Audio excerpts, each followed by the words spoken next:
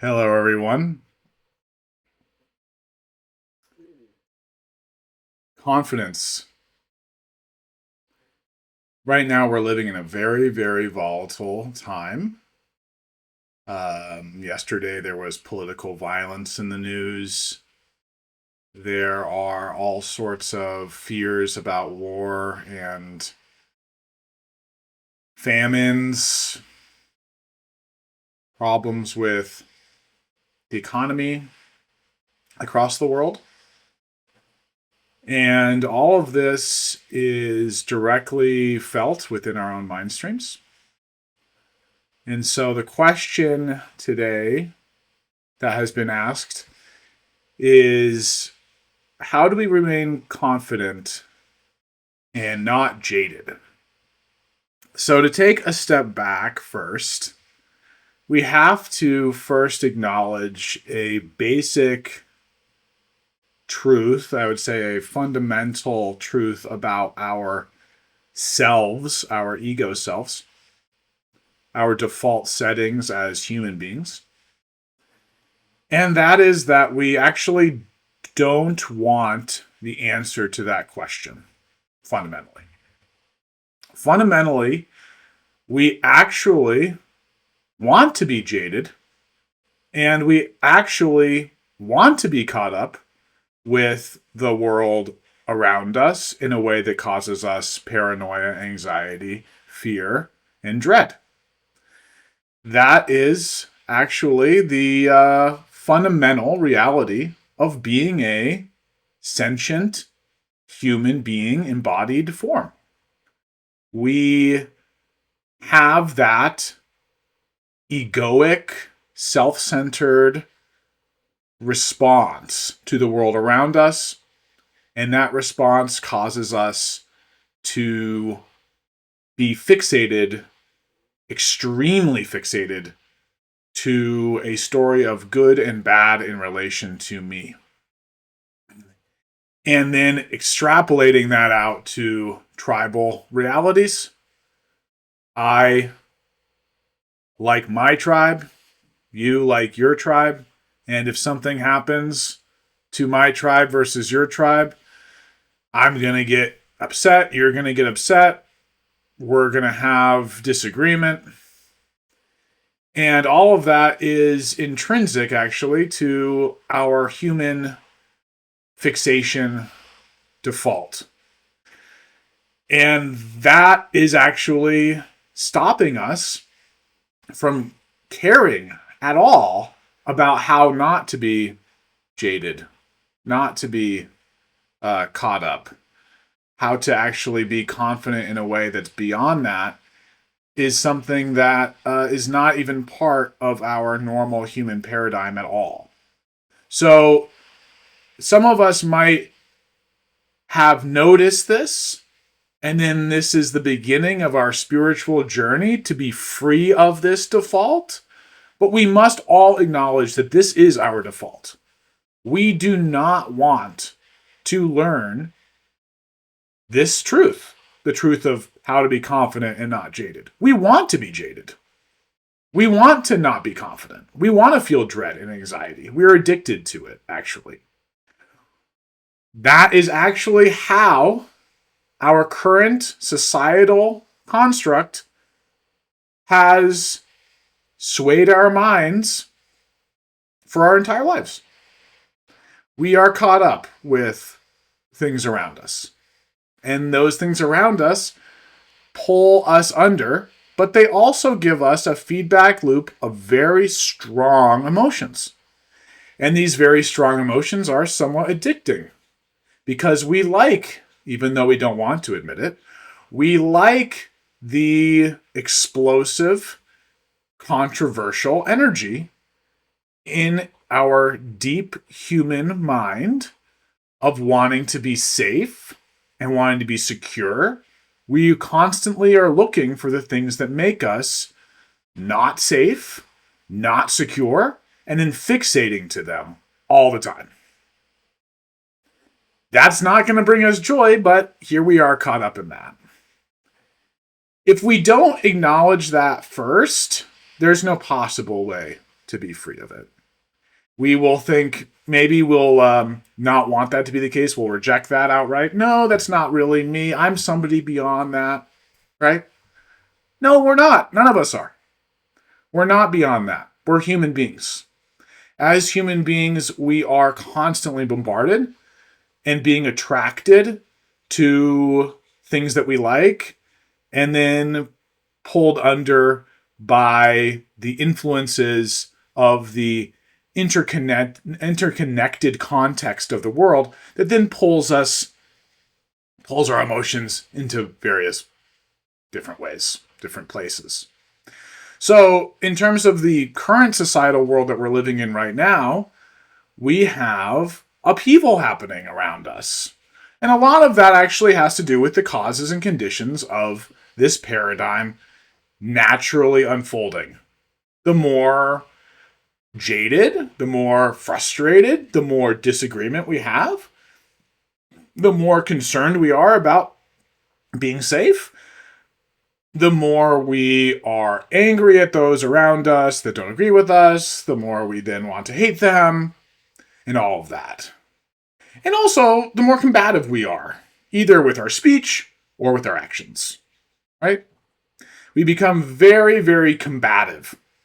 And that combativeness then either gives way to a jaded feeling, which is we've become burnt out, and we might have health problems and things, or we just are a fiery individual that is a ball of stress, and we watch the world around us and get caught up in that. So first, we must acknowledge that this is our default setting. If we don't acknowledge it, we can't be free of that. And also, we have to acknowledge that we have been addicted to this. That this is actually something that, in our deep egoic context of wanting safety for ourselves and wanting our loved ones and people that we like and people that we appreciate and people that are like us to be happy, that then we are creating these fixations in our minds that are not making us feel very good. And that we actually have become addicted to those. We, these negative feelings, we're in a cycle of fixating to them very strongly, getting caught up in the world around us, and then pacifying them with various types of medicating situations. It could be that we like drugs and alcohol. It could be that we are fixated to other types of coping strategies, like exercise or even meditation. We could be fixated to that, and then going into a cycle of being extremely caught up in the world, and then rejecting it and finding a coping strategy for that, and then having that just be a cycle in our lives. Again, not very free at all. We're just continuously addicted to both sides, actually. The emotionality and then the coping tools. And this is what, in the Buddhist context, we call samsara. This is just basically samsara. How do we free ourselves from this? First, we have to admit that this is not causing us joy. And at some level, we have to say, I'm done. We have to renounce. I renounce samsara. I renounce this paradigm. I renounce getting caught up. So how do we gain that confidence of renunciation? We have to recognize how this entire path destroys our lives. Now, I don't mean going to cause us to die, because we will die anyway. It's just the nature of things. We're born, we're going to pass away one day. It destroys any sort of meaning that we have in our lives because we are whipsawed around and we have no agency, right? Now, this video was shot September 11th. I don't know if I'm going to post it today or if it's going to be later. But yesterday there was a big political violence episode in the United States. And then there was actually at the beginning of the day also some news about some NATO involvement in the Eastern Europe area. Both of those things immediately got massive media attention. So a lot of people, a lot of our human brothers and sisters, and potentially including us as well, got immediately attracted to those stories. We immediately looked at them. And then we talked about them amongst ourselves. We became frustrated. Or, some of us might have even became happy in some ways because of tribal involvements in our own minds, which is not going to really make us happy, by the way. For us to fixate to, a me versus you scenario. This type of involvement is immediately present in our world. But what we don't recognize when we're swept up in it is that right now, September 10th was yesterday, 2025. That's a blink of an eye. Next week, there's going to be something else. The next week, there's going to be something else. The next week, there's going to be something else. Until eventually our whole lives waste away. Because we're swept away by all this stuff. And in the midst of that, we're swept away by these macro news stories. And then we're swept away by our actual personal news stories. Today I'm trying to lose weight, for example. So I'm going to work hard to lose weight and be healthy. And then I'm going to try to get a better job. Maybe I can have that nice thing one day. Maybe I can eke out a living. Maybe if I do this and this and this and this, life will be better for me. This is our personal news stories. Every day we're judging where we are in this long trajectory of trying to better our lives. What a waste. I know it's a very radical statement, but what a waste. Incredibly wasteful. It's wasteful because it has absolutely no basis in anything we can control. It's all based on this extremely complex web of interdependence around us, the entire globe, right? And we notice that things are not maybe going in the best way, so that this is actually becoming a harder thing to control. Whether or not we're going to have a better life materially, right? We have no control over that. We have no control over that at all. Yet we still cling to this idea that we do. If we just put things together and we create more causes, we will have that effect. Now, that is not necessarily untrue. If you create the right causes, you will have an effect. But the causes that we're creating are all based on self-centered hope about whether or not I am going to do better than you. If I can do better, then someone else maybe doesn't do better.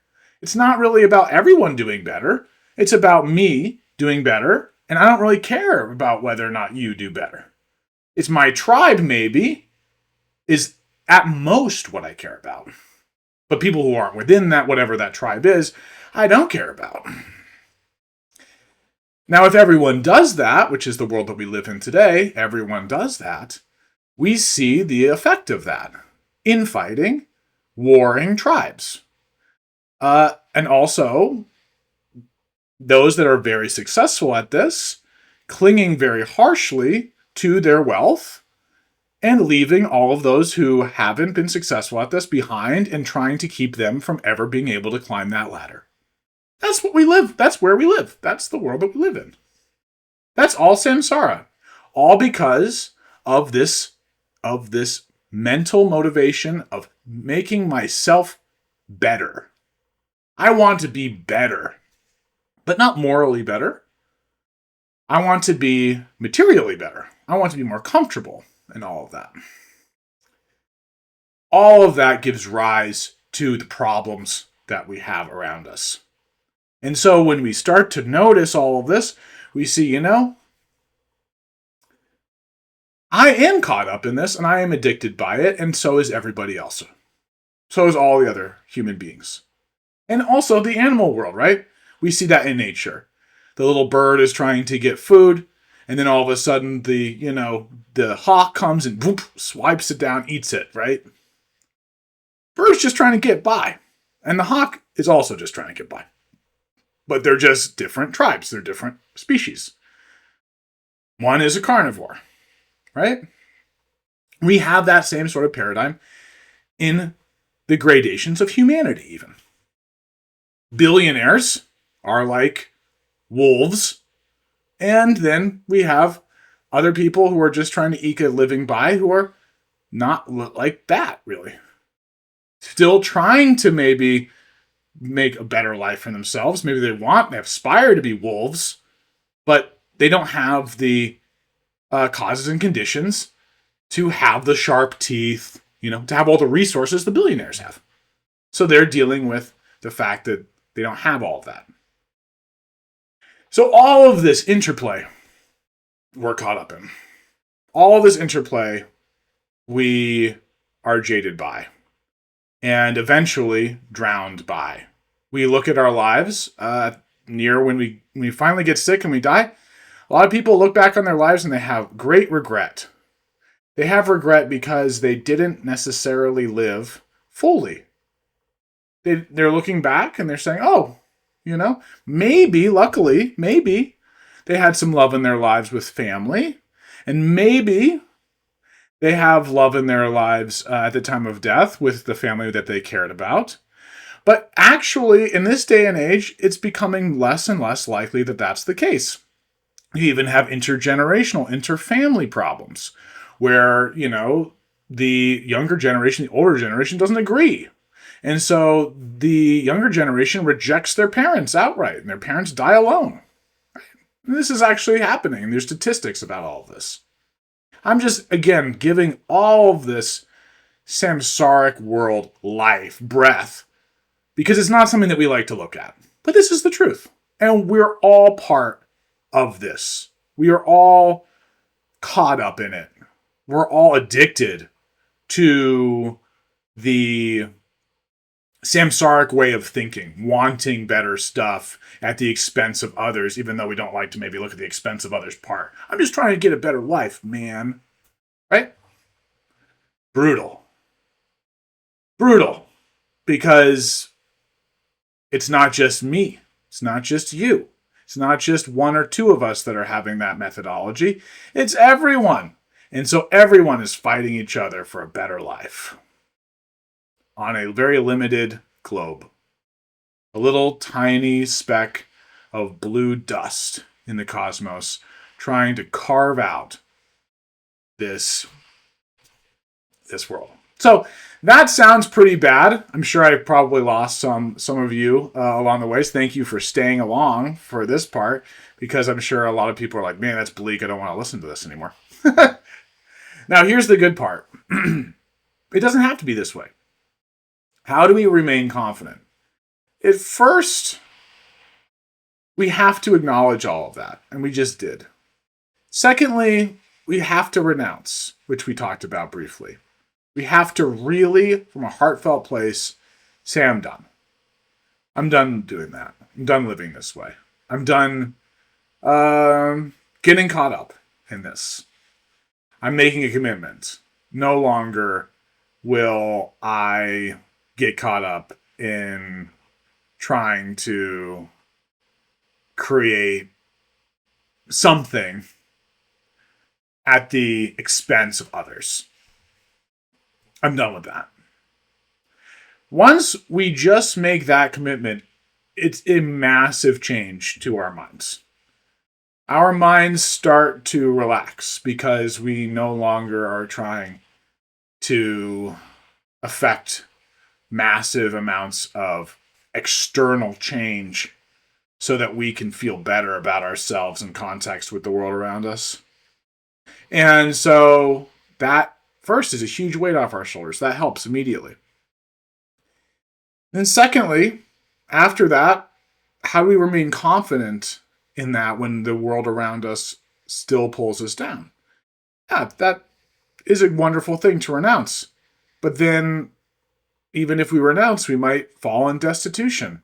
We might starve to death. We might whatever. And those thoughts, actually, when I talk about that, those thoughts are actually what swirl around in our minds. Those are all of the fears that we have that keep us from renouncing and also keep us from living in an authentic way, in a way that is actually free. We are constantly bombarded by these fears, these doubts. A lot of this doubt comes from the fact that we are very deluded. We are deluded because we believe the external reality is stable, which it's not at all, not stable. It is totally transient and impermanent. So every moment is changing. So every moment is a chance for renewal, regeneration, recommitting. If we were caught up a moment ago, this present moment, we don't have to be caught up anymore. That's always our paradigm. That's always the actual reality of things. And that always means that even no matter how many times we've been caught up before, we can undo it in just this present context. We can recognize, oh yeah, this is transient. I don't need to get caught up with this. It doesn't matter, right? Because it's transient. Even if I was to build a tower of gold, it's transient. Eventually, that tower of gold will be taken from me, or I will die, and whatever. So, all of that transience is the case. All that impermanence is the case. So now we recognize, oh, I don't need to do that. We recognize the external transience of things, and so we stop getting caught up. And on an inward level, that also, so by recognizing the external reality in that context, the true context of it's always transient, we then can focus on the internal world because we won't be as fixated to the external world because we'll know its context of transience. There's no like way of stabilizing your life. It's never going to be stable.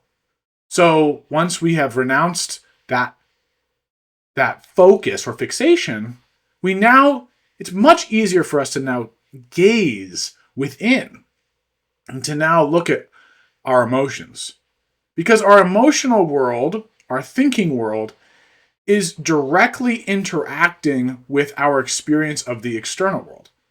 And now we can start to actually be able to see this internal world. We're not really able to see the internal world when we're fixated to the external. So you have people that are like, more meditational masters that have gone through this and they have done this renunciation context. They've gone through this renunciation stage, and now they're really looking within and they're able to start to deal with their emotions. Those people might talk to those that are still caught up in the external world and start talking about emotions. People, they can't even hear it because they're too fixated on the external world. They're thinking all the time about, oh, this person, that person, this thing, that thing, this weather event, that weather event, this news story, that news story. They're so caught up in that they cannot even begin to see what their emotional world is, what their thinking world is in relation to the external world at all. That's not where we want to be, right? We don't want to be that. We don't want to be in a place where our entire internal world is connected to this fixation to the external world. So again, that's the importance of this renunciation. Once we have finally let go of the external world and committed, I'm not going to go there anymore. It doesn't mean not engaging in it, wandering around. I go to the grocery store and stuff. It's not that. It means just not getting caught up. Someone calls me a bad name. Someone says, I don't like your hat. Someone says, you haven't trimmed your beard recently. And, it's just an external display. It's transient. You can walk away from it. And I can look within. I'm just looking within instead. Once we start looking within, we can start to see our emotional universe, our thinking universe. We start to notice that thinking and emotional universe is connected, actually, to our fixation to the external world. And that actually, we can't change the external world because of this, again, this lattice, this huge interdependent relationship between all of us as various beings. So that's actually very difficult. But internally, we actually have a lot of freedom because it's just our own minds in there. So our emotional world, our thinking world, we can begin to create different habits.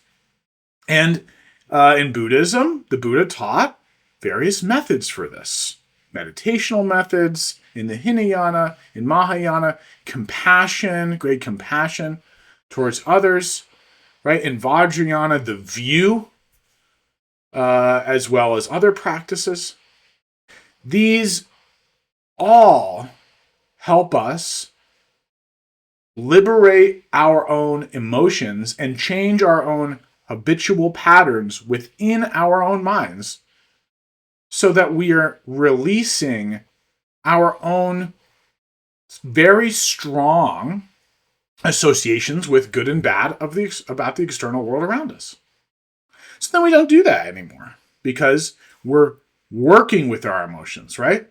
So, for example, with Mahayana Buddhism, if you practice great compassion, practice compassion more, you see what's happening around us, you start, recognizing all the interplay and saying, oh, wow, imagine being that person that's not part of my tribe, that's part of the other tribe, who's manifesting this behavior that's maybe not enjoyable to us in a default setting. But that person had an upbringing.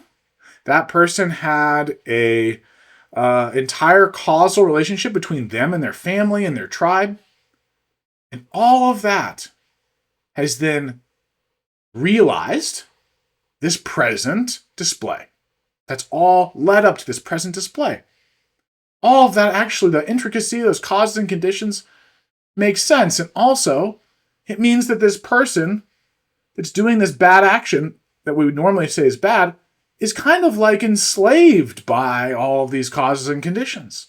So now we can feel great compassion. Oh, that person is not liberated. That person is enslaved by their emotions. That person is caught up. Now our hearts can go out to them rather than getting fixated to them being bad and wanting them to be harmed and us to be better than them, whatever that is, which we're seeing, in these events around us.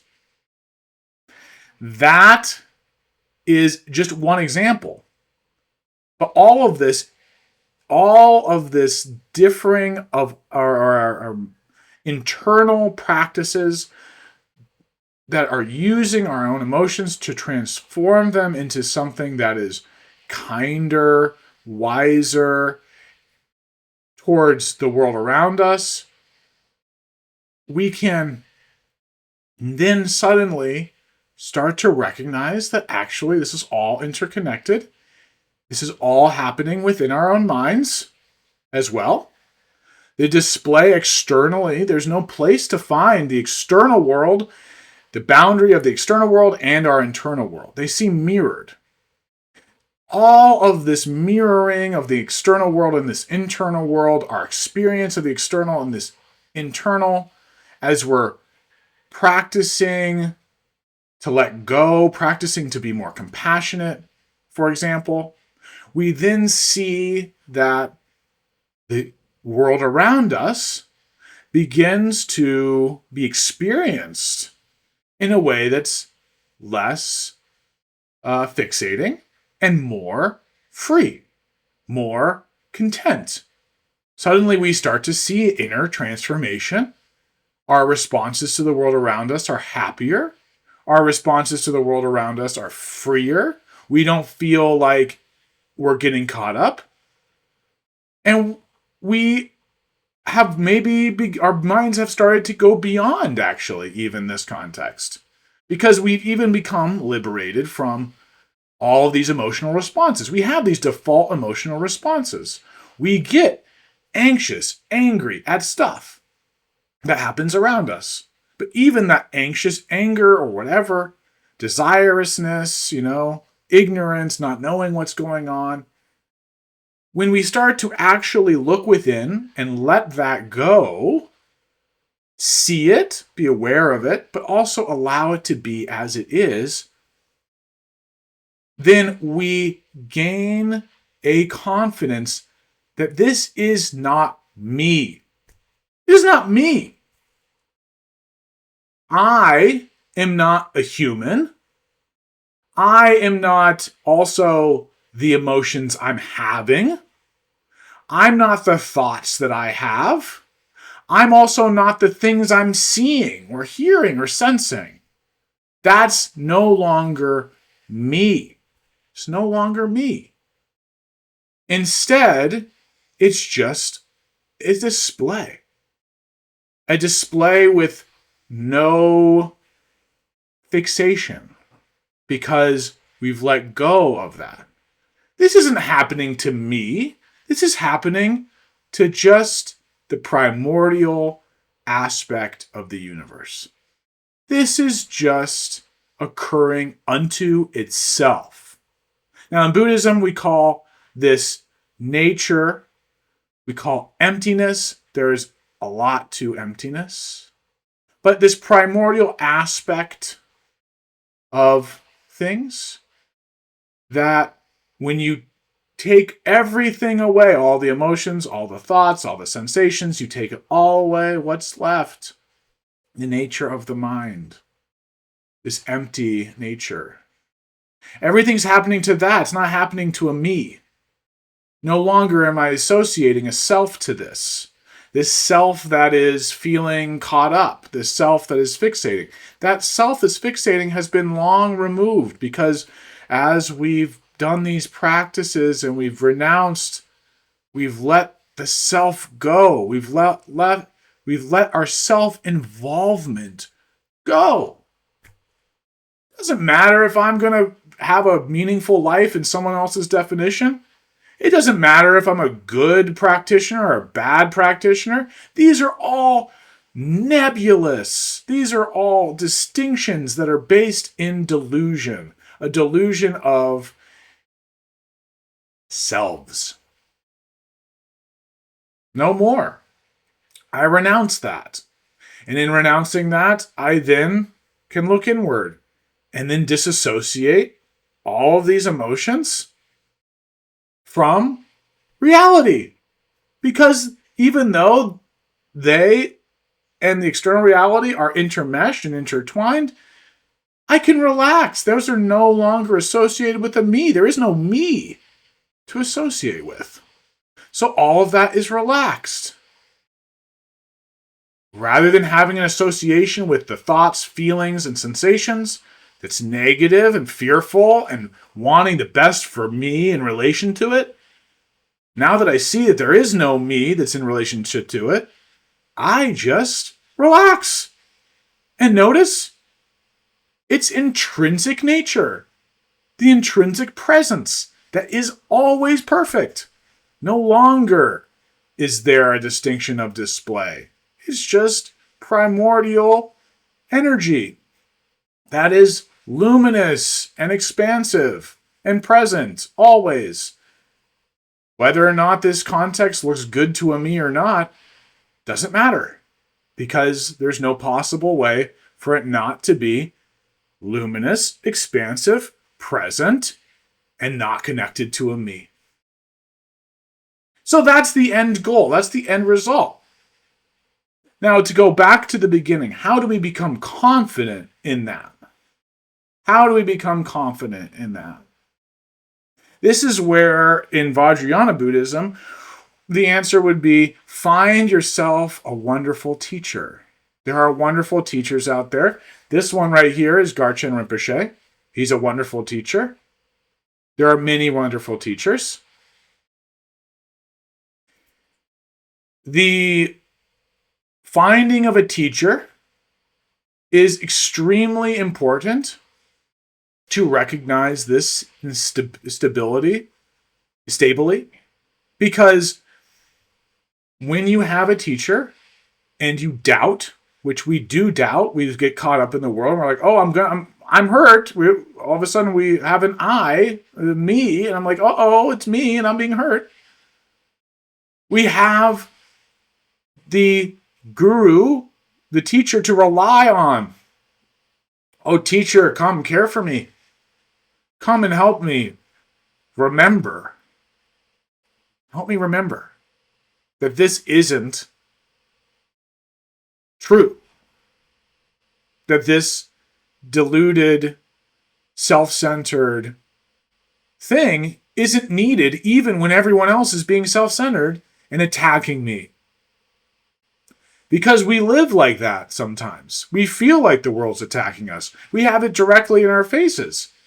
We have people that come at us and say, and we see it happening to others. Why would I rest in that? We need to be shown that confidence. We need to have that confidence, and until we have it, a teacher can show it to us. This confidence, once the teacher has introduced it to you, is just another habit.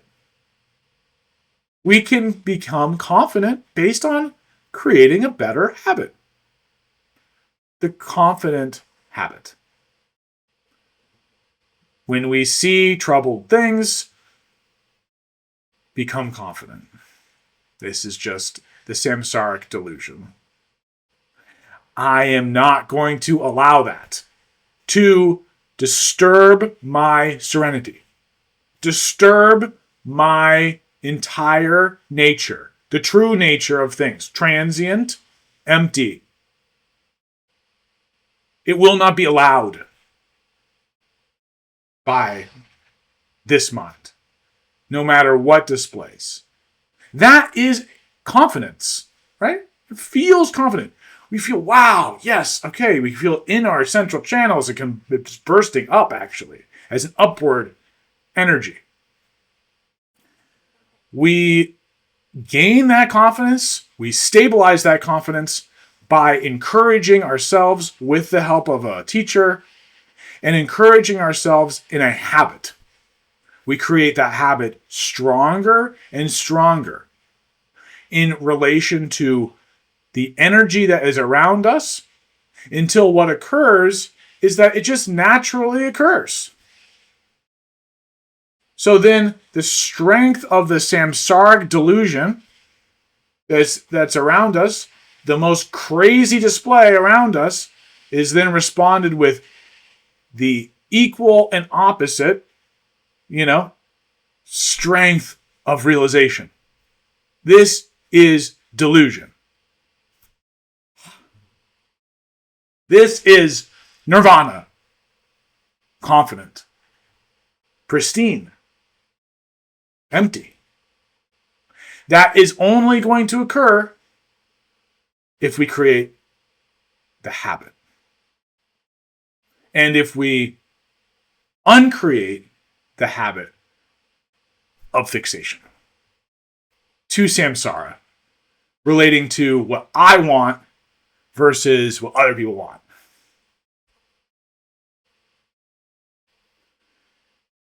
I hope something here has helped your minds. I hope that you can internalize the energetic aspect of this teaching in a way that bolsters your central channel to rise up in your mind. So that this heavy dread is eradicated. This samsaric delusion is a delusion. It is actually transient. There is no way for you or me or any individual to create a perfect world for ourselves. Stop trying. Stop. And rest. Create a habit of that. Until you recognize that this is just you doing this to yourself, it's just me doing this to myself, creating this being caught up in the world around me. Until we realize that, we will not be free. Till we realize that we really have enjoyed it for a really long time by being addicted to it and creating this addicted cycle, we will never be free. We won't admit it. We'll feel pride. We'll feel like, no, that's not me. Maybe we'll put different spiritual hats on, and it will just be, spiritual hats on. And it won't be really true. It won't be actually permeating our lives, because it will still just be another thing about me, about my relationship with the world around me, and how I want to be a good person or whatever. That's not helpful. There is no way to win this game. There is no game to win. This is just pristine, perfect, empty, transient, luminous, radiant presence. Only by letting go, relaxing, and being washed over by the external and internal worlds, increasing our habits of awareness, seeing how all of this interplay is connected to our experience, can we finally begin to allow this caught up ego clinging to then drift away to the bottom of the ocean. And a guru, a teacher who really knows what they're talking about and who has this realization, is the way to cultivate that heat, this very strong heat, this strong confidence that in the face of the most disturbing personal experiences in our lives can eradicate our fixations to those and allow us to really have this confidence. Really allow us to have this confidence. We rely on these teachers because they have gone through all of the steps, and they can reach out, hold our hands, and then display this truth to us. Or we just see it.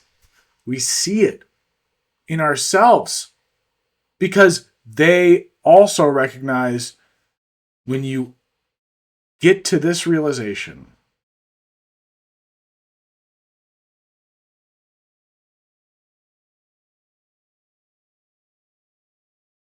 pristine, everywhere, non-dual. In you, in me, everyone.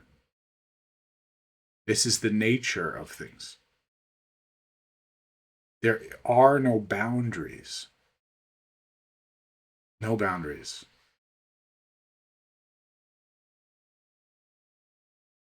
Just luminous, empty space. Perfect, pristine presence.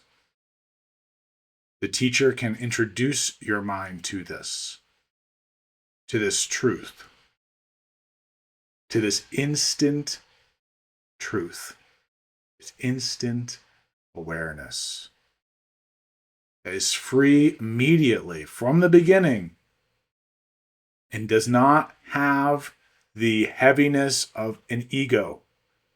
It's expansive and permeating you, permeating me.